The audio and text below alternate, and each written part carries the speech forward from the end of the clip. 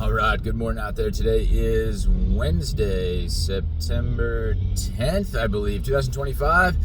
I'm Anthony, and this is Drive Dive. And this one is for the math educators of the world.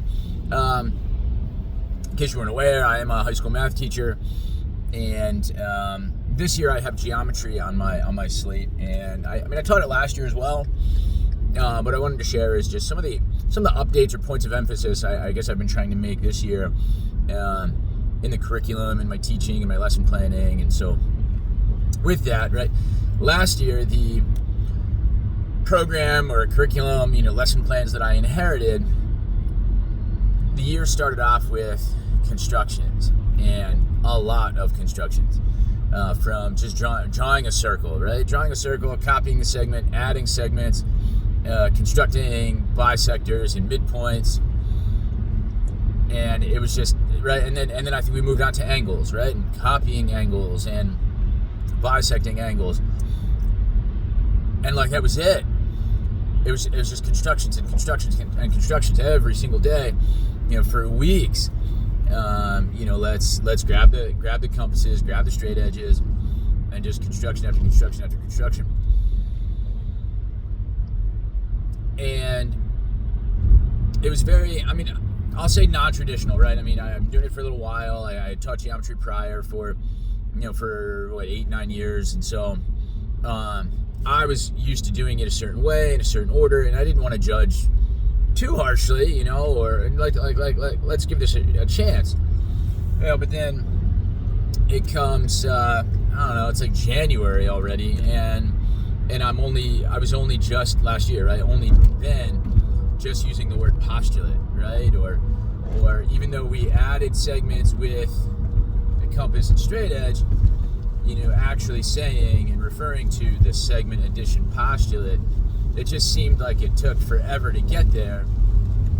And by the time we got there to then writing out the postulate per the diagram, the length of segment AB plus the length of segment BC equals the length of segment AC.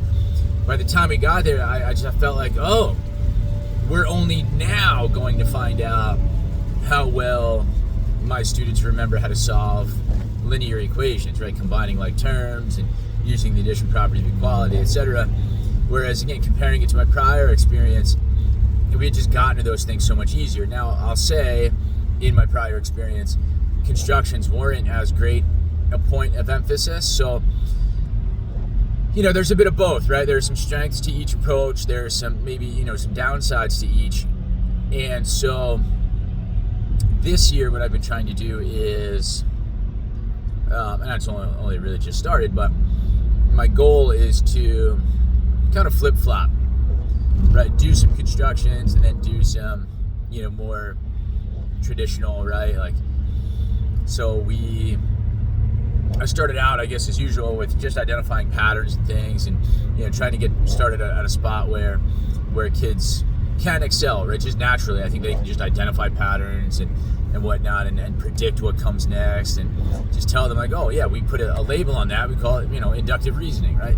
And my do now has been, I've tried to just introduce some diagrams, right? And in kind of a brain teaser way, just draw some a diagram and just say, hey, count the number of rectangles, right? Or another one is just count the number of triangles, just so they can kind of see that there's always a picture within a picture. There's an image, there's an object, right? Geometric figure within the picture, and we have to be able to train our eye to see different things at different times, right? When called upon, to see specific things, like eventually a segment. We need to look at the segment. We need to find the ray. We need to find the entire line, right? There's just parts of the picture we need to hone in on, and then apply some of these skills. So started with that, and then we just then introduced, right, points, lines, and planes, right? Some of the just language of geometry, how to name them.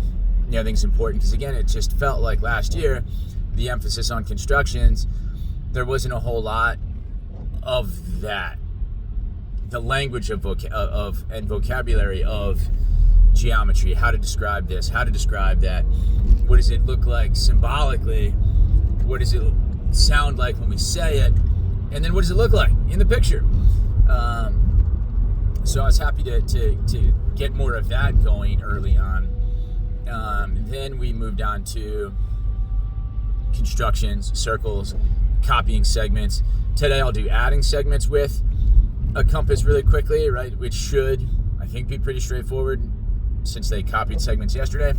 And then I can introduce the segment addition postulate and get into some, traditional writing linear equations and solving linear equations, right? So that to me just feels a lot better where, I don't know, my approach to my thinking with geometry is it's at algebra 1 geometry, algebra 2, it's at like algebra gap, right? Where, if we're not helping these kids reinforce and sharpen their algebra skills, well, then we're kind of setting them up for a really rough experience come algebra 2. So again, reflecting on last year and how I can improve upon it. Last year was just so heavy on the constructions and not reinforcing their algebra skills that I don't know. It didn't feel right for me in that I don't think it did enough for the kids. Like, it didn't make sense to them. It wasn't connected. All these constructions, wasn't connected to, their prior learning experience, and I don't think it's going to help them in algebra 2 in their future upcoming learning experiences. So I don't know, that's my focus now. And then just as I'll throw in, I kind of alluded to it before where I said, what does it look like sort of symbolically? How do you read it or say it? And then what does it look like in the picture? I've been saying that to the kids a lot, like, hey, this is kind of where your brain needs to be right now. Being able to kind of go between those sort of three forms, more or less, right? I don't know, it's informed by some research talking about the different ways that something can be represented, right? Where, like, even just the number 5, it's the written number 5, it's the word 5, maybe it's FIVE 5, maybe it's a collection of 5 objects with 5 fingers, 5 coins, maybe it's 5 on a number line, right? Just a dot on the number line. I've tried to emphasize that, it could even be 5 could be a vertical line in the Cartesian coordinate system, right? There's so many different ways to represent 5, but you need to know what it looks like in, I guess, a number of representational systems, and then you have to be able to say it, right? I mean, there's so many different forms and ways of communicating different ideas, and so that's what I've been stressing about geometry, is like, we're not just saying AB. I know it looks like that. There's literally the letter A followed by the letter B, but that would need to be read as the length of segment AB. And so it's just, and now we need an image of that, right? We need to know what a segment looks like. Oh, from point A to point B, that distance.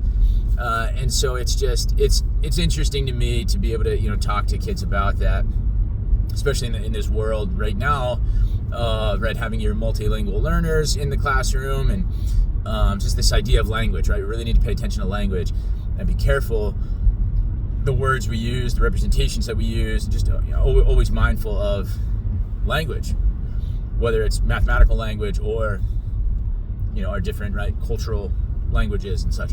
So I don't know, I guess that's it for me. Lots of ideas out there.